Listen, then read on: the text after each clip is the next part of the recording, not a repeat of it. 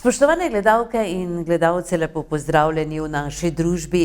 Mesec je spet naokrog, tako kot pravimo, in čas je za oddajo o zdravju z Alenko. Še vedno eno in isto vprašanje, žal, ne? Kakorkoli, Alenka, seveda najprej pa lep pozdrav. Dobrodošli v naši družbi. Verjamem, da ste dobro, ne? Kljub temu, da nas pestijo razne težave, še vedno pa je v ospredju seveda COVID, ki ne pojenja. In kako pravzaprav kaže konkretno v naši občini? Ja, naša občina je kar v zgornji tretjini občin po številu obolelih, že nekaj časa, tako da nismo glih neka zgledna najbolj mogoče, ne. V zadnjem tednu je nekaj čez 150 ljudi v vseh treh občinah bilo pozitivnih. Tudi včeraj kar velika številka v vseh treh občinah, okrog 25. Moram reči, da je COVID res, zopet postaja samo COVID, ne. Končno smo zopet malo začeli se ukvarjati z drugimi bolniki, z drugimi boleznimi, ampak zdaj zopet na žalost ta COVID vse povsod, zaradi tega, ker bo verjetno treba vso možno osebje od nas zdravnikov do naših sester skanalizirati v bolnice, da bojo čim bolj pomagale pri situaciji. No, najina današnja osrednja tema, sem pozabila povedati uvodoma, bo sladkorna bolezen, ampak vseeno, COVID je vseeno tako prežina vse nas, da je težko mimo teh vprašanj oditi sploh, ne. Protesti so pred šolami, kakšno je vaše mnenje o tem, ne, je res taka težava to testiranje in maske in vse to? Jaz mislim, no, da bi se morali starši, ki so tako proti tem ukrepom, malo zamisliti, ker če se pogovarjamo z učiteljicami v šoli, pa imam tudi sama otroke, ne, vidimo, kako so ti otroci teh staršev pravzaprav v stiski, zato ker otrokom je najmanjši problem narediti bris. Res, verjemite mi, mali otroci to jemljejo kot zabavo, to tudi ni rivanje palčke nekam daleč v nos, ampak je čisto na začetku se pobriše, tako da sploh ni težko. Ampak otroci so pa v stiski, ne, radi bi ustregli mami pa očetu, ki sta proti in ki se o tem jezita, učiteljici v šoli, ki ima govori, da to morata, in so res, moram reči, da delamo s tem predvsem škodo otrokom. Jaz mislim, da dajmo, stopimo skupaj. Ti ukrepi niso zato, ker bi nekdo hotel komurkoli kaj slabega, so zato, da naši ostali otroci in vsi otroci lahko hodijo v šolo, da ni potrebno šolanje od doma, ki vemo, da nažalost ne more biti tako kvalitetno, kot je šolanje v šoli, ne. Tako da jaz si res močno želim, da bi starši tu enostavno stopili malo nazaj in za dobro svojih otrok naredili tako, kot je treba. No, vprašanje, ki se mi nenehno poraja, pa je, kaj se pravzaprav dogaja z nami? Zakaj smo tako razdeljeni glede tega covida, vseh teh ukrepov? Ne vem, zdi se mi, da je pot ena in edina, ne, ampak mnogi so proti. Ja. Jaz res mislim, da je neznanje in pa v večji meri še strah tisti, ki pripelje pri določenih ljudeh do enih takih, bom rekla, nekih odklonov ali pa kakorkoli temu rečemo. Nekaterim ljudem pač znanost ni dovolj, naslanjajo se bolj na neka mnenja, za mnenja pa vemo, da so samo nek trenuten preblisk nekega človeka, ne, ampak ne neko znanstveno dejstvo. In si potem pač na podlagi teh mnenj naredijo eno svojo sliko, ampak vse verjetno z enim strahom od zadaj, z enim občutkom, mogoče manj vrednosti. In to potem rezultira v takih razlikah med nami. Res smo žalostni, no, zdravniki smo res žalostni, da je to tako. Žalostni, da nam ali pa celotni družbi nekako ni uspelo pravilno prepričati ali pa razložiti ljudem, zakaj je to pomembno. Najbolj všeč mi je, veste, ko pridejo ti starejši ljudje ali pa taki preprosti ljudje z zdravo kmečko pametjo, ki tako res čist zdravo o tem razmišljajo, pragmatično, ne delajo iz tega cirkusa, se cepijo, naredijo vse, kar je treba. In pač na žalost je zdaj prišlo do tega, da vsi tisti mi, ki smo naredili vse, kar je treba, vse tako, da zaščitimo sebe in svoje bližnje. Nažalost imamo zdaj zopet težavo zaradi tistega velikega pula ljudi, ki tega niso naredili, ne. Covid centri so polni, Ja. kadra primanjkuje. Kako se bo to reševalo, vam je kaj znano sploh? Veste, to vsi kolegi, ki delajo v bolnišnicah, moram reči, da so v groznih stiskah. Tudi sestre, zdravniki, vso ostalo osebje. Ker mislim, da se bližajo dnevi, ko bo treba tudi kateremu pacientu reči ne, ker ga enostavno ne bo možno oskrbeti. In to je najhuje, no, kar se lahko nam, zdravstvenim delavcem, zgodi, da ne moremo pomagati, čeprav bi znali. Ampak enostavno ne moremo, ker nas je določeno število, ker je določeno število ljudi, ki lahko za to poskrbi, določeno število opreme in pač drugače ne gre. Zanimivo pa je, da se kar dostikrat zgodi, da prav ti bolniki, ki so necepljeni, ki nekako zavračajo vse te ukrepe, so kasneje najbolj zahtevni pacienti, v smislu, da tudi za sebe zahtevajo samo najboljše, samo največ. In ogromno konfliktov se dogaja vsepovsod, tako da nas res to zelo, zelo skrbi. In zdaj, če gledamo recimo nam najbližjo bolnišnico Ptuj, je polna, Maribor je poln, mislim, da več nima nobenega prostega mesta na intenzivi. Polni so vsi oddelki so polni, recimo vem, da v mariborski bolnici ginekologi, očesni zdravniki, dermatologi, vsi že delajo COVID, ne delajo več svojega dela, isto z drugim osebjem. In polno je to in polna je pediatrija, ne. Tudi otrok je ogromno bolnih, ogromno, v bistvu so vsi oddelki polni, tako da izgleda se bo zdaj to kar nekako razparceliralo na odrasle covidne in na otroške, ki niso sicer samo covid, so še drugi virusi, ampak zelo hudo bolne otroke. No, predvidevam, da morda najverjetneje, no, imate zdravstveni delavci veliko več informacij. Kako dolgo bi še to naj trajalo torej? Pogoj je torej cepljenje, ne? Ja, cepljenje je pogoj, ampak izgleda, da se bomo Slovenci verjetno kar vsi prekužili nekje do, ne vem, konca tega leta.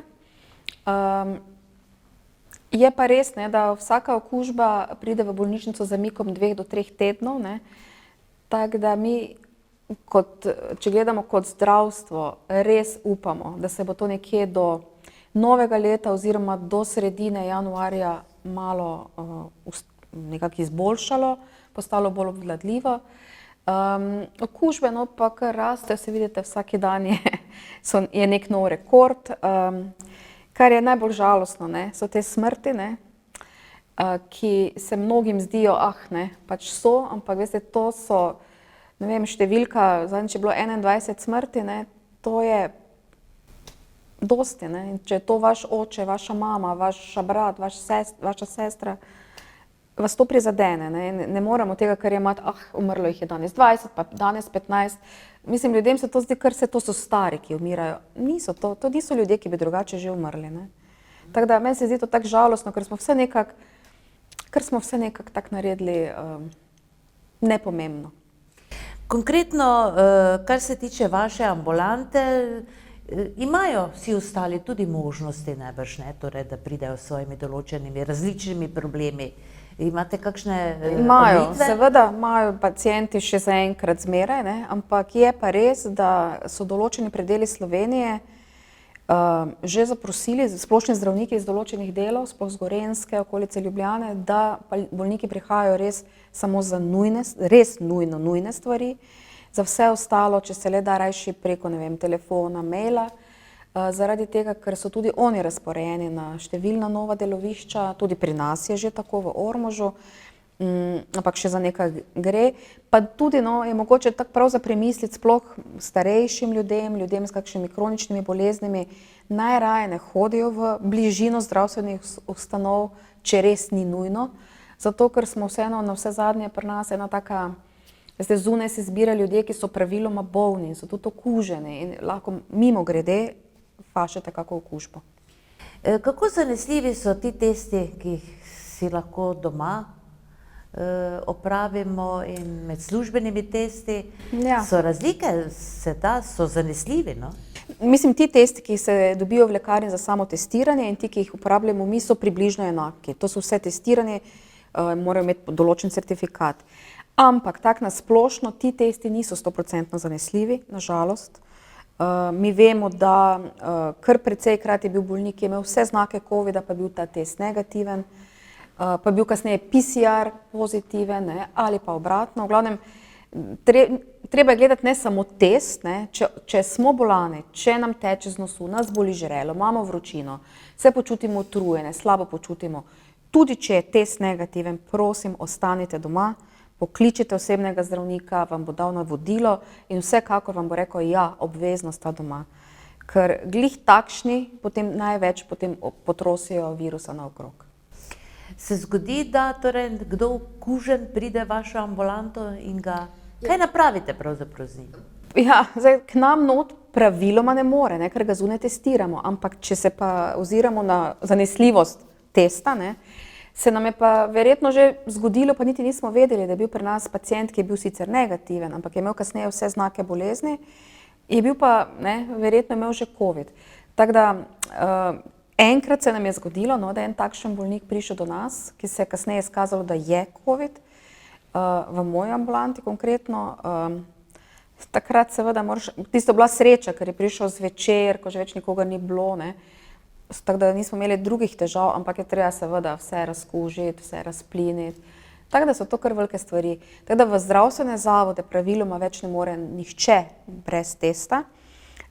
Tudi recimo v bolnišnico Ptuj, razen urgenca pride lahko brez testa, vsi ostali morajo imeti PCT pogoj, ne. Ja, verjetno bova še govorili, ne? Kakšen naslednji mesec na to temo, ampak žal so seveda še tudi druge bolezni. O sladkorni bolezni bi torej danes še spregovorili, glede na to, da je 14. november bil svetovni dan sladkorne bolezni in ja, vse več ljudi oboleva, ne, za sladkorno boleznijo. To je tisto, kar vzbuja posebno skrb. Ja, res je. Sladkorna bolezen je takrat ena velika epidemija sodobnega časa, ki se je tako razmahnila predvsem zaradi tega našega načina življenja, ne. Premalo gibanja, preveč hrane, debelost, ne. To so taki glavni razlogi, zakaj pride do ene od oblik diabetesa, ne. In zaradi tega je tega toliko. Je pa sladkorna bolezen en taki tihi ubijalec, ne, ker pravzaprav sploh sladkorna bolezen tipa 2, ki je tudi najpogostejša in to je glih ta, ki jo povzročimo s tem svojim načinom življenja, nič ne boli, ne. Ti imaš lahko sladkorno bolezen, povišan sladkor, pa sploh ne veš, da jo imaš kar dolgo časa. In ves ta čas, ko ne veš, da imaš tako visoke sladkorje, se seveda tvoje žile, živci, organi posledično okvarjajo in potem lahko to vse pripelje do mnogih zapletov, ki jih sladkorna bolezen povzroča. Kaj se pravzaprav pri sladkorni bolezni, recimo, če govoriva o tipu 2, ne, tip 1 je prirojena, ne? Ni prirojena, tip 1 je sladkorna bolezen, ki se pojavi dosti prej, zaradi tega, ker trebušna slinavka ne izloča več inzulina. In zato se to lahko že pojavi v otroštvu ali pa bolj v mladih letih. Včasih tudi malo kasneje, ampak praviloma že v mlajših letih, ker je enostavno ta defekt tako velik, da se kar hitro pokaže. Po nekih novih teorijah bi ga pa naj celo še dodatno sprožil lahko celo kakšen virus, ne. Potem je pa sladkorna bolezen tipa 2, ki je pa najpogostejša, ta je pa potem posledica tega, da mi z tem našim načinom življenja, s premalo gibanja, s preveliko telesno težo, s hrano, sploh kako tako konzervirano, pa to predelano, hitro hrano, povzročimo to, da naše celice več ne odreagirajo na inzulin, tako kot bi morale.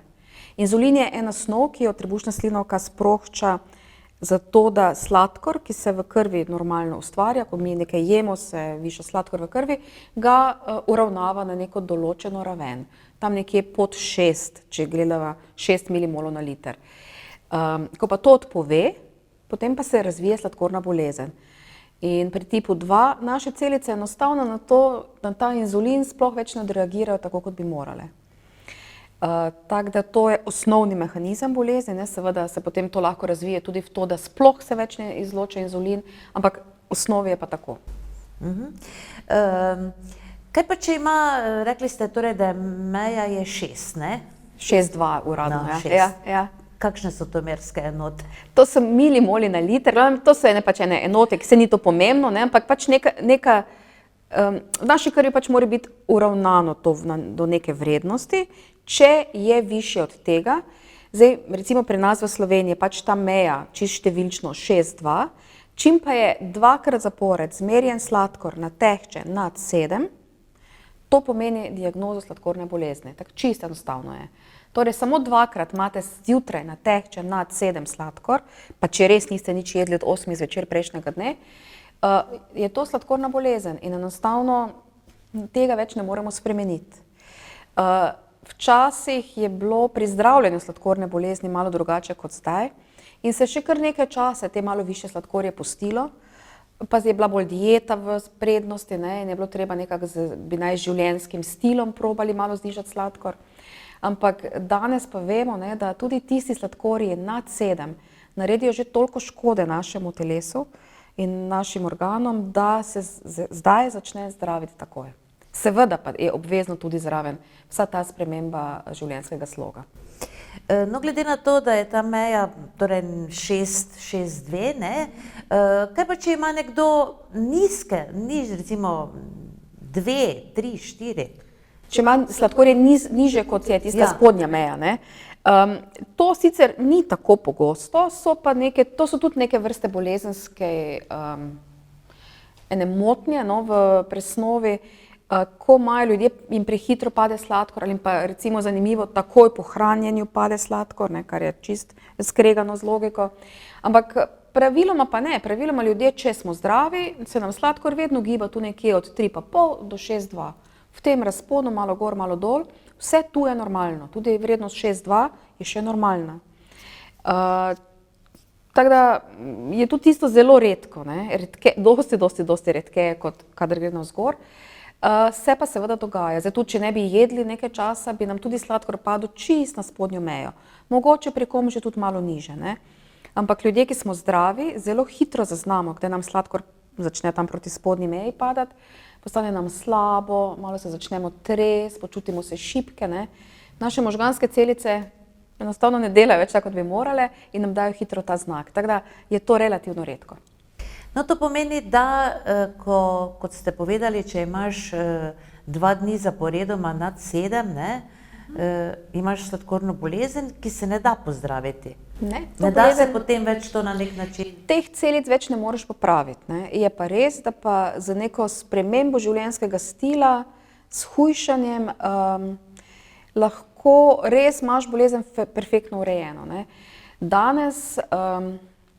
Danes obstaja za sladkorno bolezen ogromno novih zdravil in to moram reči, to so res sami fenomenalna nova zdravila, ki so izjemno učinkovita in nimajo samo vpliva na to, da znižajo sladkor, ampak recimo ena zelo pomembno zdravilo danes postaja eno zdravilo, ki se hkrati uporablja in za sladkorno bolezen in za zdravljenje bolezni srca in močno podaljša preživetje, dosti zniža pojavljanje vseh teh raznoraznih zapletov in je res odlično. Potem imamo eno fenomenalno zdravilo, ki zelo vpliva na telesno težo in ga uporabljamo tudi pri samem zdravljenju debelosti, ampak predvsem pri sladkorni bolezni pri ljudeh, in to so večinoma ljudje, ki so malo bolj debeli in zelo težko hujšajo, zelo težko je hujšati diabetiku, dosti težje kot nekomu, ki nima sladkorne. In pri teh ljudeh imamo zdaj res eno učinkovito zdravilo, ki se enkrat tedensko v obliki enega peresnika aplicira in ti ljudje noro dobro hujšajo in potem dobijo motivacijo in začnejo se več športom ukvarjati, nasploh začnejo bolj zdravo jesti in moram reči, da kar ukinjamo določena zdravila kasneje lahko in ima lahko perfektno urejene sladkorje. Tako da se, je pa sladkorna bolezen ena taka bolezen, kjer je poleg zdravil izjemno pomembna tudi disciplina.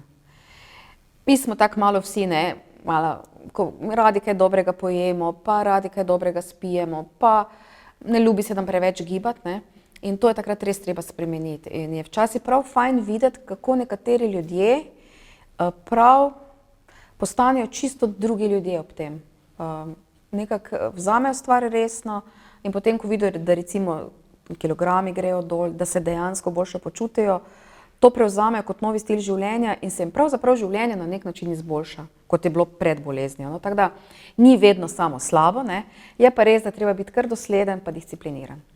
No, v kakšnih primerih pa je potem treba inzulin dodajati z injekcijami? Ja, kadar pa se pač več ne izloča inzulin iz teh naših beta celic iz trebušne slinavke, to je ponavadi po nekaj časa sladkorne bolezni, ali pa pri tipu 1 sladkorne bolezni, tam pa že takoj, tam je pač treba uporabiti inzulin.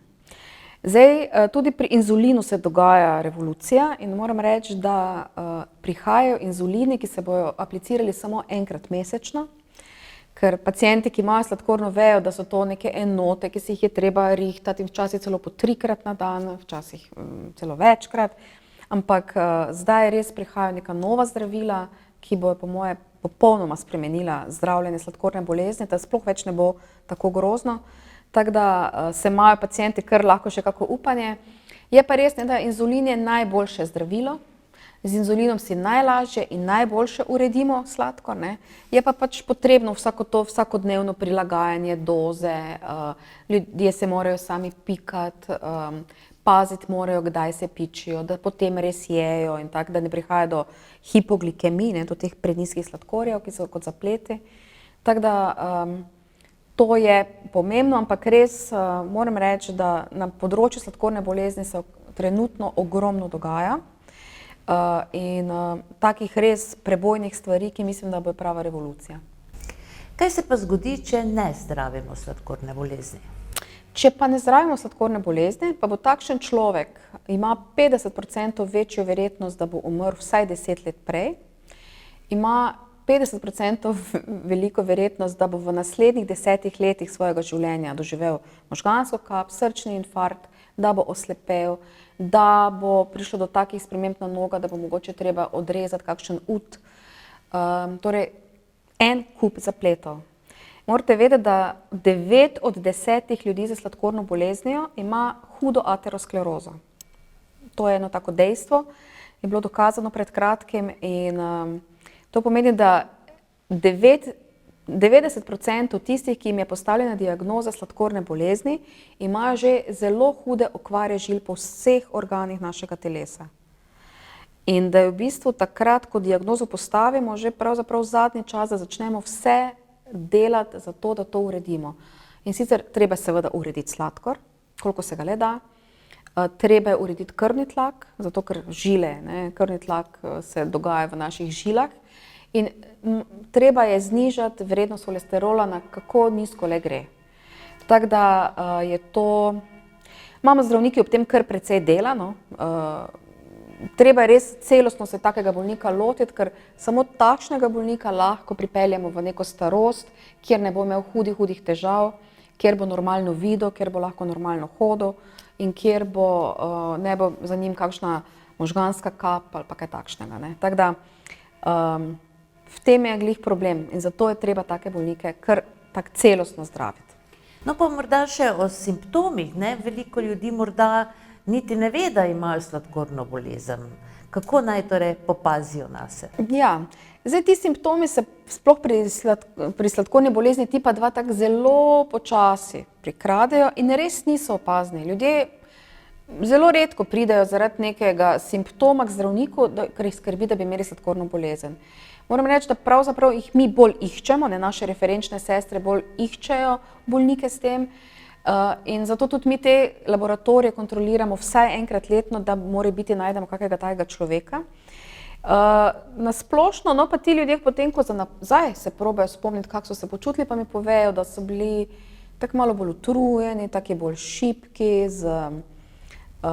včasih so se kar spotili, tako neki rosni postali v določenih situacijah, slabše so spali, nekateri imajo prebavo tako neurejeno, kakšne driske, zaprtja, bolečine v trebuhu.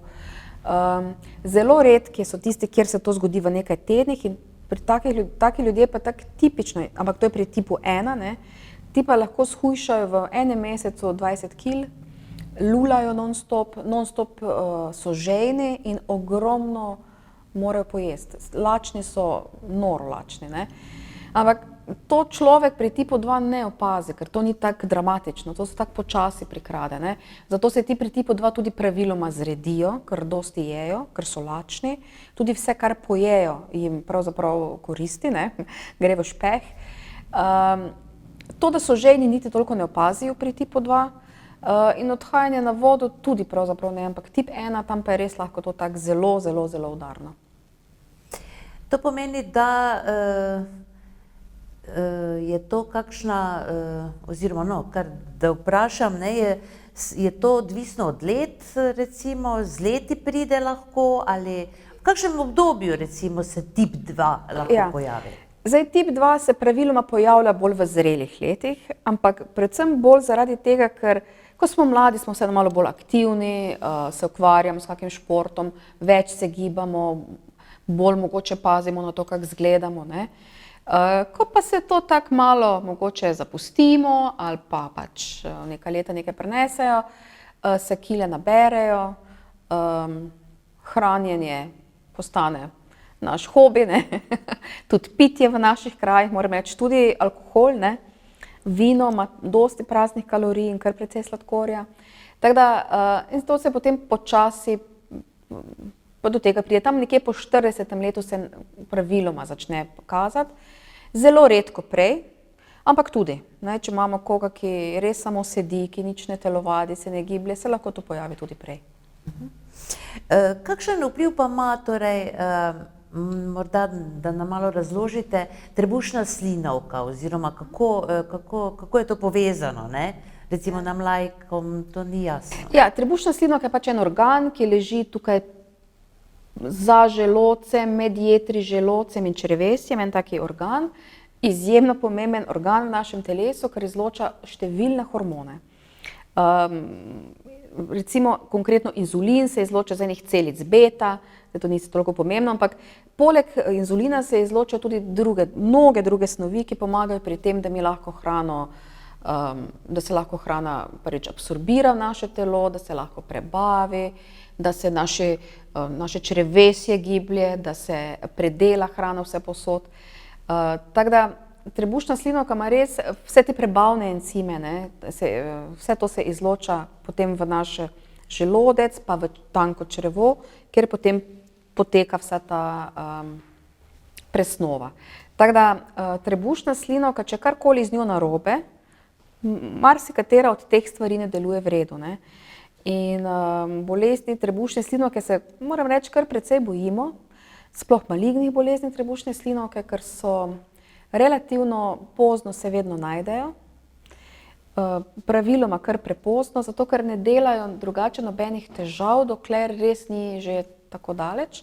Pa tudi vsa druga, vnetja trebušne slinavke, vse to zapusti težave z žolčnikom, vse to zapusti en taki davek na trebušni slinavki in je treba biti potem kar prijazen do nje, ne. Je treba se res pravilno hraniti, z malo manj maščob, manj te predelane hrane, manj neke težke hrane, da lahko zopet se nekako normalno zažene ta slinavka nazaj. No, zanimivo. Zakaj pa rečemo, recimo, padel mi je sladkor, jaz bi malo čokolade? Ja, se dejansko nam pade sladkor, ne, na nek način, ker se začnemo tako malo nam je slabo, ne, pa malo se nam včasih vrti, pa to. Ampak to nam ne pade tako, da bi bilo to se smrtno nevarno, ne, kot pri recimo hipoglikemiji, ki je kot zaplet sladkorne bolezni. Tako da dejansko malo nam pade, malo smo tudi razvajeni, ne, včasih, ne, se nam zalušta dobra čokolada. Ja, imamo tudi rek, ne, da nam nekaj gre na jetra, ne, ali pa, ja, tudi to je v bistvu, ko se jezimo, ne, recimo, če smo slabe volje, pa nam nekaj gre ful na živce, pa se ful jezimo, se poveča izločanje določenih encimov iz trebušne slinavke, iz jeter, ne, in zato se reče, da nam gre na jetra, tako da marsikaj rečemo, ne. No, ja. Tudi o tem je dobro včasih spregovoriti. Alenka, hvala lepa za danes, upam, da bomo ostali zdravi, ne. Upajmo. Preventiva merjanja sladkorja še vedno poteka, ne, mislim, da ima Rdeči križ. Rdeči križ to izvaja redno. Potem referenčne ambulante vaših osebnih zdravnikov to izvajajo redno. Tako da jaz mislim, da če vas pokličejo iz zdravstvenega doma na pregled v referenčni ambulanti, dajte se oglasiti, pojdite, dajte kri. Super bomo, če bo vse v redu, ampak fajn pa je tudi, če hitro najdemo kakšno. Ker smo glih pri covidu, še za zaključek, bi pa vseeno pozvala ljudi, tiste, ki še niso cepljeni, da to storijo čim prej. Zdaj jih sicer verjetno, zdaj bojo zboleli, ne, ampak cepljenje bo jih v vsakem primeru rešilo pred težjim potekom bolezni. Hkrati pa bi tudi pozvala vse, ki so že dovolj časa po drugem odmerku cepljenja z Pfizerjem ali pa z Moderno in pa lahko celo že 3 mesece po cepljenju za AstraZeneco ali pa Johnsonom, da se odloči za tretji odmerek, ki resnično zagotavlja tam nekje 95% zaščito.